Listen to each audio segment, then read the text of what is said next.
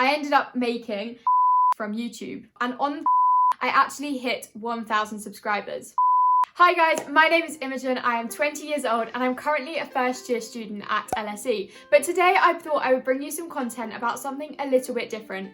I've been doing YouTube now for I think about 8 months, and today I thought I would talk all about why I started my channel, and I would also be quite open with you guys because I have started earning money off my YouTube channel, which is very, very exciting, and I thought I would tell you how much I earn in my first month of YouTube, because maybe you're considering starting a channel, this will be interesting to you, or if you're anything like me and you're a little bit nosy, then hopefully this video will be interesting for you. First things first, I currently have 2,857 subscribers. I'm giving that to you as a little marker just so that you can work out how big or how small, depending on how you want to look at it, my channel is at the moment. I started my YouTube channel on May the 10th. Now, I came back from my trip in Nepal. If you haven't already seen, I do actually have a video all about my trip to Nepal. I came back from that at the end of March, and between March and May, when I started my channel, so in April, I was doing an awful lot of reading, and I just kind of got a bit bored. We were obviously locked down at home, we couldn't go out, there wasn't a lot we could do here in the UK. All of my friends who I'd gone to Nepal with were starting to get jobs,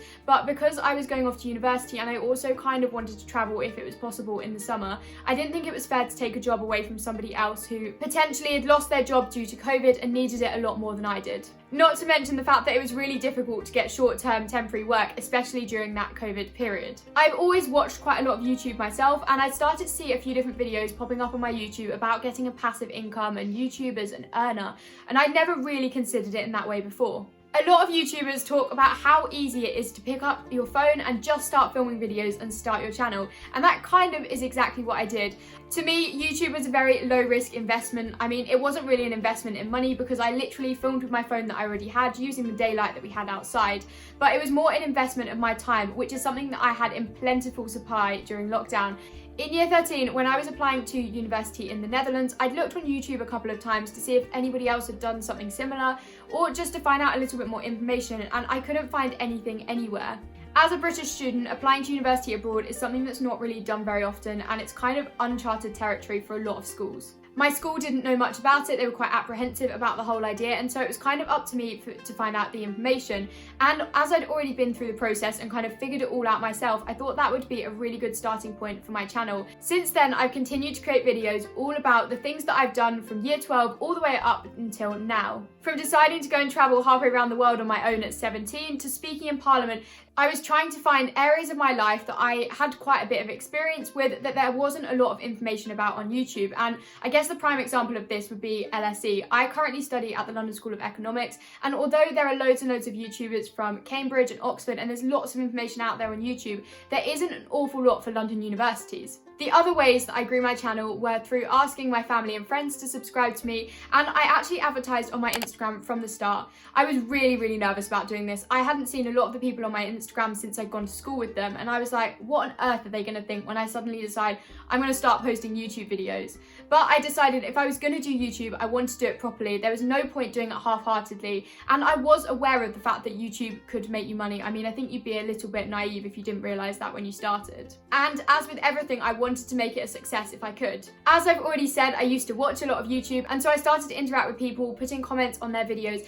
and I do believe that this is one of the ways that my channel grew. Although this might seem quite promotional, and certainly some of the comments that I was putting out at the start being like, oh, can you come check out my channel, were quite promotional, but I really, really value comments on my channel, and I do actually really enjoy it supporting other people. So if people put down on my comments, if they put, oh, I've just started my own YouTube channel, I go over there and I have a look, I have a little browse through their videos, give them a watch, and I really hoped that some people who I watched and I really admired would do the same to me. Throughout the summer, I just continued to post. I had quite a lot of time to invest in this, and I actually did a couple of videos. I did one for the StudyTube project, which did really well and I was really happy about, and I also did another video which has now been featured on the Workaway website, which is all about the platform, which I genuinely believe is so helpful for anybody traveling. Through creating all of this content, my subscribers were going up, and on the 13th of August, which was A-Level Results Day, I actually hit 1,000 subscribers. Now you might be thinking, fantastic, surely you got monetized then, but you would be wrong there. Actually getting monetized is a lot harder than just hitting 1,000 subscribers. Not only do you have to get 1,000 subscribers, you also have to have 4,000 hours of people watching your videos, which equates to about 240,000 minutes. And when your videos, like mine, are only 8 to 10 minutes long, this takes such a long time. When I hit 1,000 subscribers, I actually only had 1,800 watch hours. So I wasn't even halfway there. Moving to LSE, bought new content, which was absolutely fantastic, like my freshers vlogs and also my like moving in vlogs and everything like that. But it also brought new challenges. I suddenly had to, well, I live in a room with 2 other people, so filming in itself was a lot more challenging once I got to LSE. And also when I was meeting people for the first time, they were like, hey, you're the girl off YouTube. And I wasn't known as Imogen, I was known as the girl off YouTube. On the 9th of November though, I hit my 4,000 watch hours and I was finally able to apply for monetization.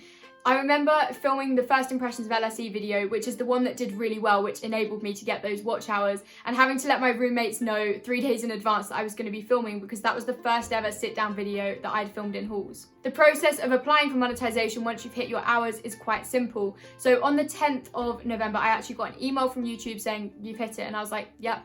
Well done, you've worked it out too. And I was able to then click on that and apply for monetization. Now, I thought this process would take months and months and months, but I actually got an email the following day on the 11th saying you've been accepted onto the YouTube partner program, you just have to accept the terms. So I went on, filled in a couple of forms, and you also have to set up your AdSense account. Your AdSense account is how your money from YouTube is then paid to you. However, you don't get any money paid to you until you've made your first £60 on YouTube. And now for the bit that you've all been waiting for, how much money did I make in my first month on YouTube? I have my laptop here with a few graphs on so that I can talk you through it, and hopefully, courtesy of editing Imogen, this is going to transition beautifully onto your screens and you'll be able to see this graph too. For some reason, it split it up between premium and ad revenue. We're just going to look at the ad revenue for the purposes of this. So in my first week of being monetized on YouTube, I was making roughly 60 pence a day, which was the first time I'd had an income off YouTube. So honestly, I was so happy with this. I was like, fantastic, like that'll do. I'm quite happy getting that every single day. But then I put out my week in the life at LSE. So this was like my bog standard week in the life before we went into isolation. And that actually did quite well. It got picked up by the algorithm. So I made £2.80. I made £3, and then like it was doing quite well for me. And then I think on the same day as I put my day in isolation video out, my week in the life at LSE just suddenly took off. Like I don't really know what happened there, but that day I then ended up making £10 and 23 pence, which was really good. Then a few days later, I put out my first applying to LSE Q&A video with some of the students on my corridor. I now have like a small series. I think I've got 3 of them on my channel, but I put out the first video probably here, I think, and I earned £2 and 37 pence.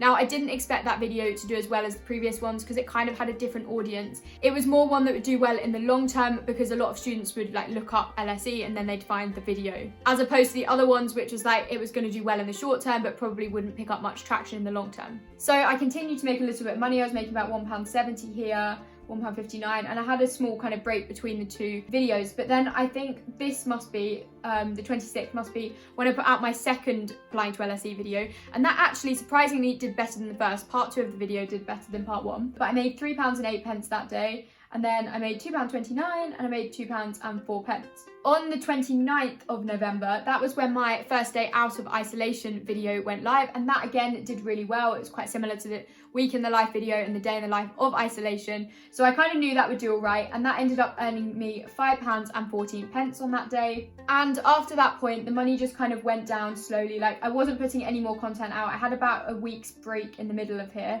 and then I decided I was gonna continue doing my LSE series, my applying to LSE series, and I did my international student video, and that ended up earning me about £1.49. So it didn't do quite as well as the other 2 in my series, but that was fine. And I didn't put any more videos out that month.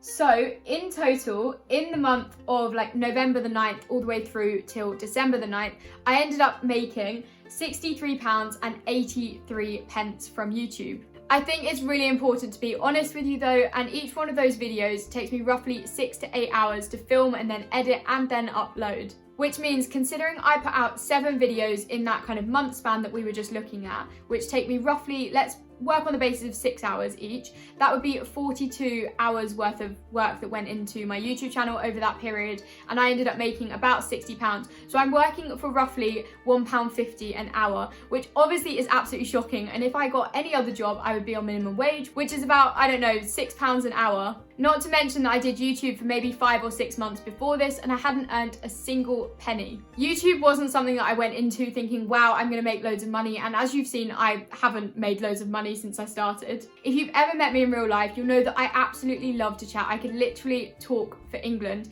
So at least this way it gives me a chance of sharing my experiences and hopefully helping somebody who is watching my videos, be that with university, school, applications, whatever. I know that talking about money can be quite a personal thing, but I know that this is also something that I would be really interested in, and so that's why I've decided to share this with you today. I really hope that you have found it interesting. If you have, give it a big thumbs up, subscribe to my channel down below to see more about my university life, to see more about YouTube, and a little bit more about my life living in London. Do let me know what you thought of today's video in the comments down below, and I will see you next time with a new video. Bye!